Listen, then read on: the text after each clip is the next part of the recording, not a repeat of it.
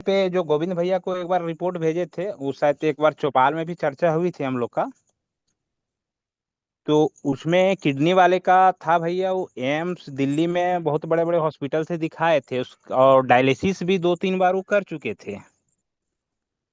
आवाज आ रही ना भैया? जी जी जी। तो जी दो आ रही तीन है। 2-3 बार डायलिसिस करने के बावजूद भी भैया उसका क्रेटेनाइन 20-21 रहता था। यूरिया 250-300 रहता था। तो पंचतत्व एक चिकित्सा होता है ऑनलाइन, उसमें ट्रीट हम लोग करते हैं भैया निशुल्क। उसी में हमको वो केस मिला था। वो आदमी हरियाणा का था। तो उसको हम यही धातु स्रावी जल बोले थे उसको सेवन करने के लिए। तो उसमें हम उनको डलवाए थे भैया 4 धातु: गिलोय, तुलसी, पुनर्नवा, गोखरू, मकई का बाल। ये उबाल के और चौथाई रहने पर छानवा करके दिन में 3 बार लेने के लिए सलाह दिए थे भैया। वो सेवन किए 9 दिन और उसके बाद जांच दोबारा कराए। तो वही क्रेटेनाइन जो चर्चा हुई थी 20 से घट के 14 आ गया। यूरिया 250-300 से घट के 190 तक पहुंच गया। और उसके बाद वो पेशेंट में भैया इतना वीकनेस था, चल नहीं पाते थे। मतलब बेड से उठ के 1-2 कदम चलना भी उसके लिए मुश्किल होता था। तो उसके लिए मैंने वो धातु स्रावी जल में मुनक्का डलवाया था कि ताकि उसको ताकत एनर्जी कुछ मिले, लेकिन वहां नहीं मिला। तो फिर उसका हीमोग्लोबिन भी भैया 5.5 था, शायद उसके कारण भी उसको ताकत उकत नहीं मिल पा रहा था। तो फिर मैंने चौपाल में ही सुना था कि हीमोग्लोबिन के अगर किसी को कमी हो जाए तो लौह युक्त जल पिलाने से उसका हीमोग्लोबिन बढ़ता है। तो फिर मैंने उसमें थोड़ा सा ट्रिक लगाया भैया कि ये चुकंदर का रस हम बोले उसको चुकंदर का रस आप 1 कप ले लीजिए और उसमें 3 कप पानी डाल दीजिए। और लोहे को इतना तपा तपा के उस पर डालें कि वो जलते जलते 1 कप बच जाए। फिर उसको छान के आप उसको 2 बार करके पिला दीजिए। ऐसा करके उन्होंने पिलाया भैया। तो जो रोगी बेड से उठता नहीं था वो उठ के चलना चालू हो गया भैया। वो किडनी वाले का था।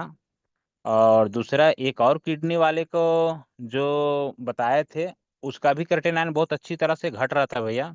लेकिन उन्होंने ओवर कॉन्फिडेंस होके कुछ खान पान और दिनचर्या में गलती कर दी है, जिसके कारण वो डायलिसिस में ना रहने के कारण दोबारा डायलिसिस में चला गया। और जो डायलिसिस करा रहा था वो नियम सारा कुछ सिस्टम फॉलो किया, तो उसका बहुत बेहतर रिजल्ट रहा भैया। बहुत खुश हैं। ये गोविंद भैया का देन है जो इस तरह के नुस्खे लाके लाके हम लोग को बता रहे हैं। और तीसरा फीडबैक है भैया सौमूत्र का, जिसका 8-10 साल से माता जी थी, उनका उम्र 60 वर्ष होगा। कान में बहुत भयानक दर्द रहता था। तो इधर लोकल में सब जगह दिखलाए, बड़े बड़े डॉक्टर से भी दिखलाए, तो उसका दर्द जाता नहीं था। तो हमने उसको सौमूत्र बोले डालने के लिए दिन में 2-2 बूंद 2-2 घंटा 3-3 घंटा में डलवाए, उससे भी रिजल्ट नहीं आया। 4-5 दिन डालने के बाद कुछ भी फर्क नहीं पड़ रहा था। प्याज का रस गर्म करके डलवाए, उससे भी नहीं। तुलसी पत्ता भी डलवाए, उससे भी नहीं। तो एक दिन हम उनको बोले कि अपना स्वमूत्र लीजिए और उसको कान में भर के 1 घंटा तक आप सोए रहिए। तो भैया वो किए, 3 दिन में उसका दर्द इस तरह से गायब हुआ, सूजन जितना था वो भी गायब हो गया, दर्द भी चला गया। ये स्वमूत्र का चिकित्सा है कान वाले में भैया। और एक मिर्गी पे अभी हम काम कर रहे हैं भैया धातु स्रावित जल से। वो बच्चा 7-8 साल का है। उसका दिन में मतलब 2-3 बार 4 बार 5 बार भी मिर्गी का दौरा पड़ जाता था। ये 2 दिन पहले से उसका चल रहा है चिकित्सा भैया।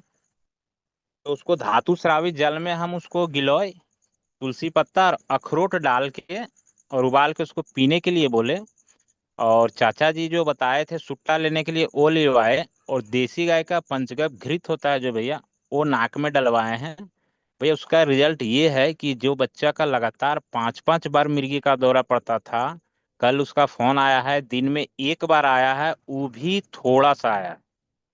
ये मेरा 2-3 फीडबैक है भैया। और कैंसर में भी कुछ काम कर रहे हैं, देखते हैं उसका रिजल्ट आता है तो फिर हम चौपाल में रखते हैं भैया।